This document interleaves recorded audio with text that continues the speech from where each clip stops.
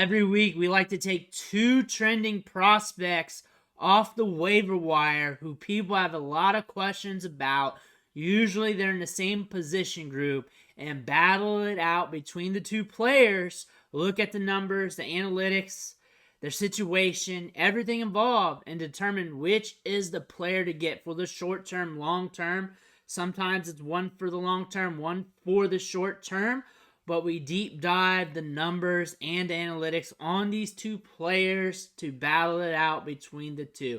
Today's players that we're going to cover is Tyjae Spears and Zach Charbonnet, running back of the Seattle Seahawks. So this is a battle of stash running backs, backup running backs, where we're looking at the incumbent starter and seeing what happens with them on the long term and see whether or not we can get a potential fantasy football starter if the dominoes fall their way, whether it's injury, trade, or whatever happens to either Derrick Henry or Kenneth Walker. But we're looking at these stash running backs today. But you need to look at that subscribe button right now. You need to give it a good tap with the finger on your phone. Click it with your mouse because you need to stop missing out on these deep dives.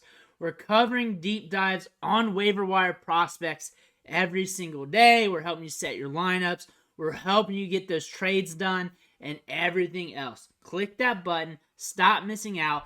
Let's look at Tyjae Spears first. Then we'll get into Kenneth Walker. The big thing about Tyjae Spears right now as everybody's looking at Derrick Henry to get traded before the trade deadline. There's a lot of news on that. If you feel good about that, then you may want to have Tyjae Spears on your team as a stash. The fact is, with Derrick Henry, he's a running back who gets a lot of touches. Running backs who get a lot of touches have a good chance of getting injured. That's just part of the game. That's the nature of the beast here.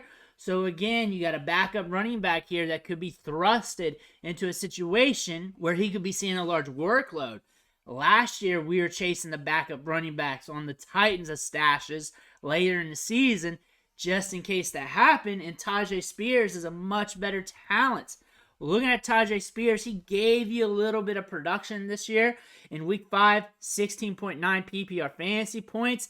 Has 1 touchdown to his name. He should score a few more touchdowns on the back 9 of the season in the second half, because with him getting over a 50% snap share in his offense, he should be getting some looks towards the end zone. He's also using the passing game quite a bit. He's getting a lot of snaps. He's getting a lot of workload. The Titans are saying, hey, we like this guy. Not only did we draft this guy in the 3rd round, we like him. We like having him on the field. He helps us out. He's a piece of this offense. You're not a piece of this offense if you're not getting that many snaps. He is a key component of this offense. He helps the team out, and they look to him every week, especially in the passing game. There's not a game where he hasn't seen a target. That's pretty good for a guy just sitting there on waivers. A good stash play that you know if things go his way, you know he's going to be getting some work. You know it because he already is. He's getting a little bit, even with Derrick Henry there. Now looking at how he's rostered on ESPN, only rostered in 34% of leagues. And that's pretty steady in most formats there. So he's on waivers in a lot of leagues out there. He's rostered in a lot of leagues too. We talk about him about every week on the waiver wire videos because he is a stash. He is seeing touches.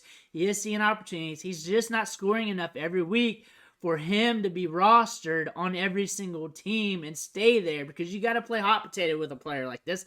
That's just the nature of the game. But he is a tremendous stash play at the running back position, and we're starting to lose some of these stash plays as we get deeper into the year, because we're starting to know more about these situations. Then also a lot of these starting running backs haven't gotten injured yet, so a lot of these backup running backs just haven't seen their opportunity to see a full workload or get that role to get more opportunity. But looking at the snaps from week to week, he's getting a lot of workload in that department. He's on the field a lot. Over 50%, 54%, 37, 57, 53, 52, and 56. He's consistent. He's consistently on the field. He's also on the field a lot with Derrick Henry in the backfield. He's getting some opportunities. He's flashing a little bit. He's not a rookie bust because he's giving you a little bit of something. He's really giving you what you thought he would give you with Derrick Henry there. 3.3 targets a game. That's as many as some starting running backs in the NFL. He's getting some passing work. He's reliable in the passing department. He's reliable out of college. You saw him do that in the Senior Bowl.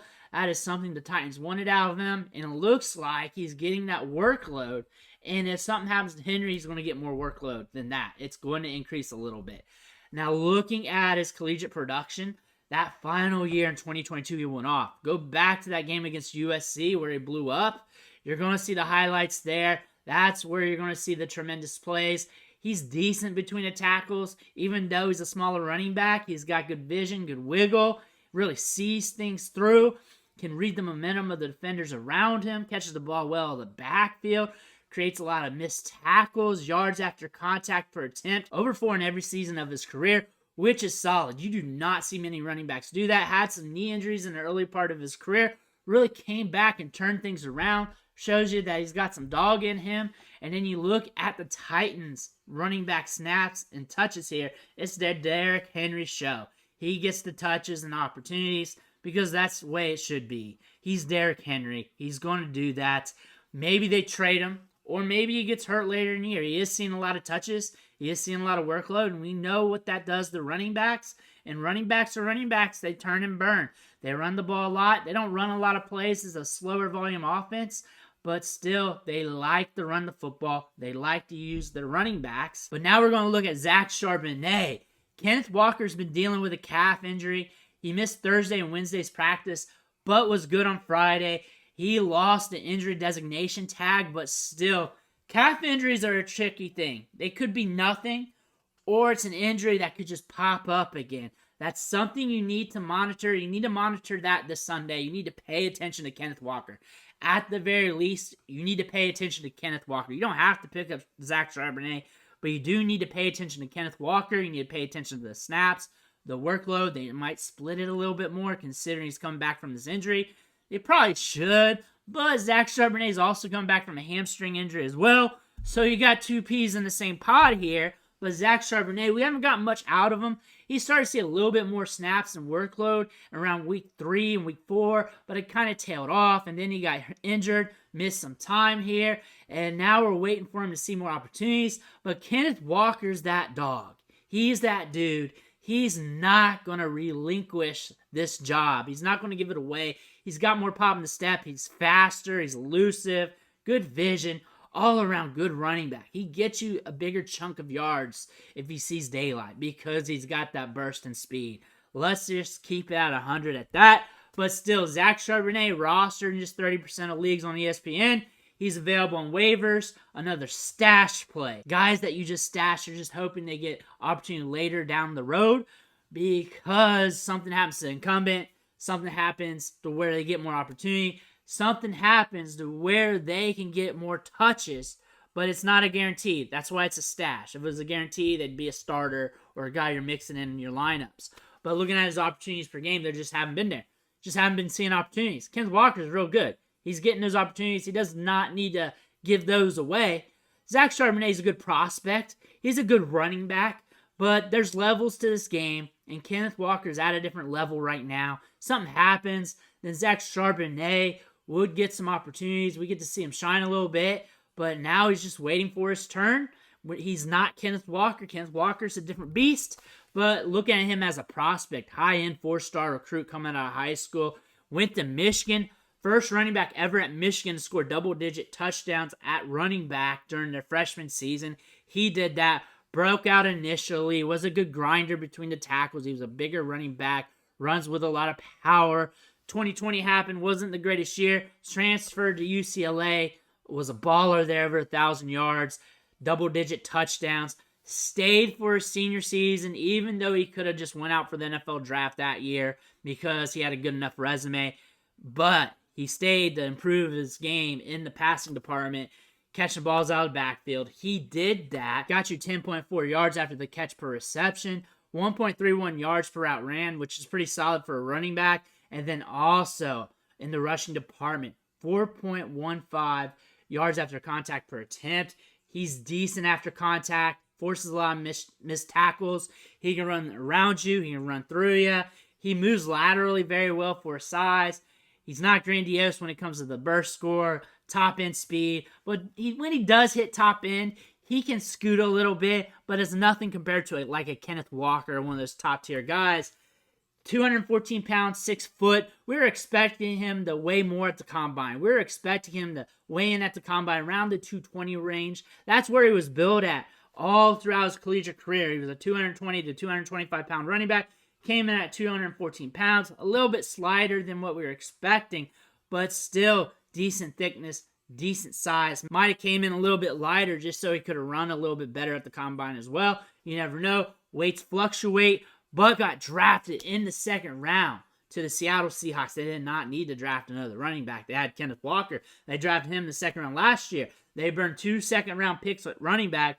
Indicates they want to use their running backs. They want to make sure they're healthy at running back, even though we're seeing both these guys in and out with injuries, even though it's just on the practice reports. That's the thing to look at. They want to be good at the running back position.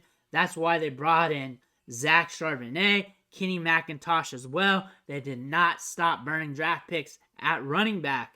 They want to run the football. They want to use their running backs. That's what that tells us. When it comes to athletic specs, good enough to get the job done. 4.53 40-yard dash, okay in my book.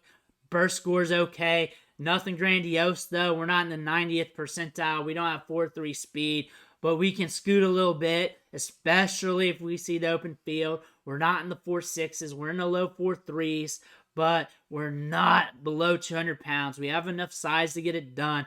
Also, he's thicker than what he looked like at the combine on tape. I feel like when we were at the combine, he cut some weight for those workouts to be able to run a little bit better. On field, he's a little bit thicker. That's one thing to look at. More of a banger back who can catch the ball a little bit. That's one thing you want to think about him. He can run laterally well for size. He's got good feet, but more of a banger back who can catch the ball a little bit out of the backfield. So him and Kenneth Walker, they got different dynamics. That being said, it's the Kenneth Walker show. He's not giving up touches. He shouldn't give up touches because he can score on any given play. He's very elusive, sees the holes well, really plays cat and mouse with linebackers to create separation to get to the hole.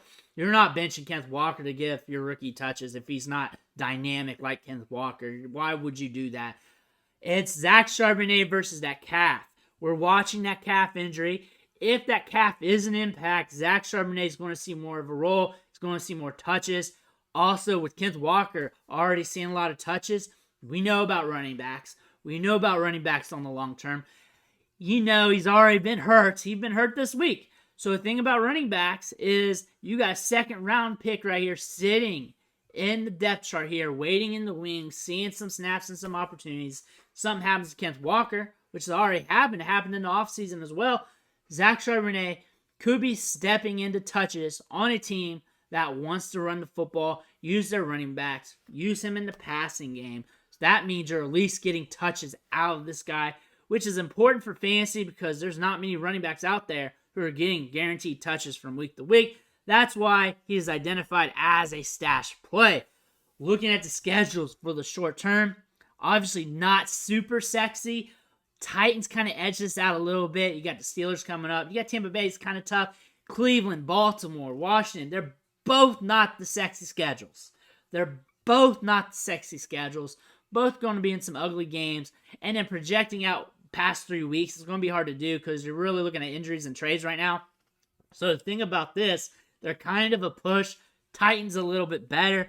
But still, when you look at these two players, and if I had to pick between them, I'd go Tyjae Spears, and I think it's pretty easy. He's already getting the touches. He's already getting the workload. It's getting used in the passing game. If the trade doesn't happen, I know I'm still getting work done. If neither running back on these teams, Derrick Henry, Kenneth Walker gets hurt, I know Tyjae Spears getting work. I know he has an opportunity to score a touchdown in any given week, catch a few balls, give me a little something. Putting him in my lineup if I'm really hurt, if things are really sketchy, I could probably do that. If I really wanted to, if I was really pressed against the wall, I'd feel safer with him than Charbonnet. That's why I'd go with Tyjae Spears. Because honestly, we can't predict what's going on with Derrick Henry. I can't predict what's going on with Kenneth Walker. Both of them are in some situations right now where things could go the way of Zach Charbonnet or Tyjae Spears. Still has to happen.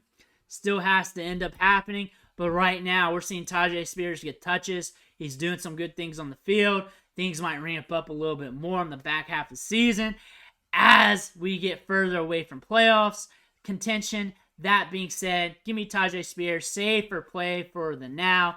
Zach Charbonnet has some upside, though. I like him with that, especially for Dynasty. But when I'm playing redraft, I'm playing the waiver wire. Tyjae Spears right now because I know what I'm getting into. Let me know what you think in the comments below. I want to hear about it. Make sure you hit that subscribe button on the way out. I want to thank you for watching. Catch you on the next video.